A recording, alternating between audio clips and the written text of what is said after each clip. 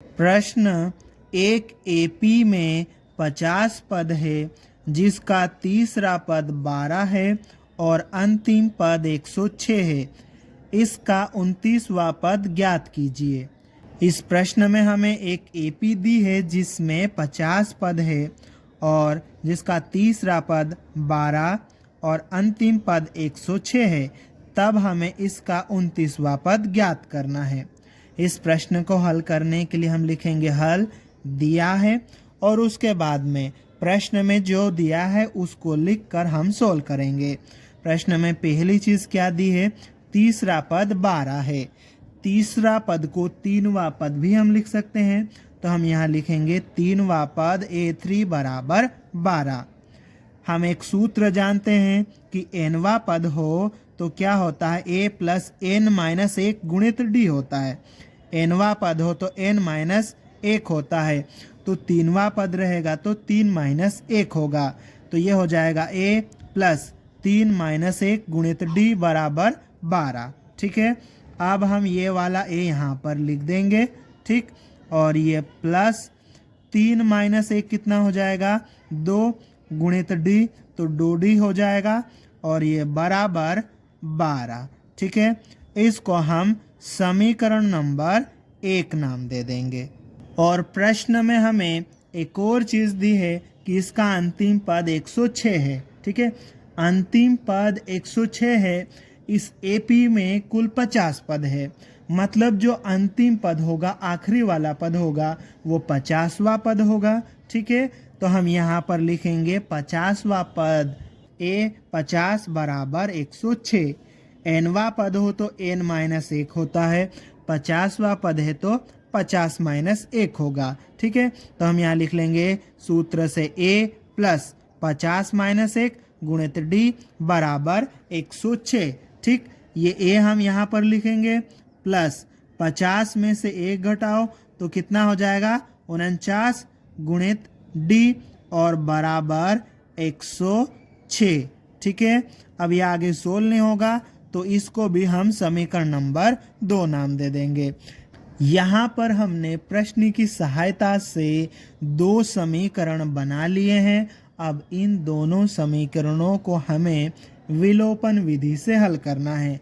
विलोपन विधि से जब हम समीकरणों को हल करते हैं तो एक किसी भी वेरिएबल को विलोपित करते हैं। तो यहाँ पर a जो है सेम है तो हम a को विलोपित करेंगे, तो यहाँ पर गुणा वगैरह कुछ भी करने की ज़रूरत नहीं है, डायरेक्ट हम इसको सोल्व करेंगे। ठीक है, इसके लिए हम लिखेंगे अब समीकरण 1 और समीकरण 2 से, उसके बाद में दोनों समीकरणों को लिख लेंगे और नीचे वाले समीकरण का चिन्ह बदल लेंगे। ठीक है, ये प्लस का है तो माइनस का हो जाएगा, ये भी प्लस का है तो माइनस का हो जाएगा, ये भी प्लस का है तो माइनस का हो जाएगा। ये प्लस का, ये माइनस का, ये कट जाएगा, सेम है तो 0 हो जाएगा। ठीक है, अब 2d में से 49d घटाएंगे तो कितना आएगा, माइनस का 47d। ठीक है, अब ये बराबर का चिन्ह हम लगा लेते हैं। ठीक है, अब हमें 12 में से 106 को घटाना है। ठीक है, 12 में से 106 घटाएंगे तो कितना आ जाएगा, ये माइनस का 94। ठीक है, यहाँ पर हमें d का मान निकालना है। d के साथ में माइनस 47 चिपका हुआ है, बराबर के उधर जाएगा तो माइनस 94 के बटे में चले जाएगा। ठीक है, तो हम यहाँ पर ये d लिख लेंगे, बराबर का चिन्ह माइनस 94 बटे माइनस 47। ठीक, माइनस को माइनस से भाग देंगे प्लस हो जाएगा, 94 में 47 से भाग देंगे तो कितना आएगा, 2 आएगा। ठीक है, इस प्रकार से हमें d का मान कितना मिल गया, 2। d का ये जो मान मिला है हम इसे समीकरण 1 या 2 दोनों में से किसी भी एक समीकरण में रख सकते हैं। समीकरण 1 थोड़ा सा हमें छोटा लग रहा है तो d का मान हम समीकरण 1 में रखेंगे। इसके लिए हम लिखेंगे d का मान समीकरण 1 में रखने पर, और उसके बाद में समीकरण 1 को लिख लेंगे। समीकरण 1 में इस d की जगह पर हम d का मान 2 रखेंगे। यहाँ पर हम इस d की जगह पर d का मान 2 रखेंगे।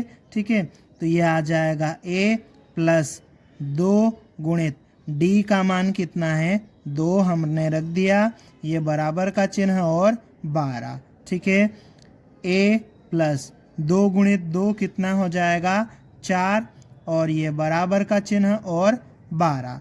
ठीक है, ये a हम यहाँ पर लिख देंगे बराबर ये 12।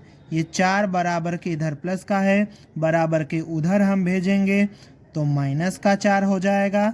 ठीक है, फिर ये a बराबर 12 में से 4 घटाएंगे तो कितना आ जाएगा 8 आ जाएगा। ठीक है, इस प्रकार से a का मान हमें 8 मिल गया, d का मान हमारे पास में 2 है। हमें इस AP का 29वां पद ज्ञात करना है। ठीक है, तो हम यहाँ पर लिखेंगे अब 29वां पद। ठीक है, 29वां पद a 29 बराबर। ठीक है, nवां पद है तो n-1 होता है, 29वां पद है तो 29 - 1 होगा। तो यहाँ हो जाएगा a प्लस n की जगह 29 - 1 गुणित d। ठीक है, अब ये बराबर का चिन्ह हम लगा लेंगे।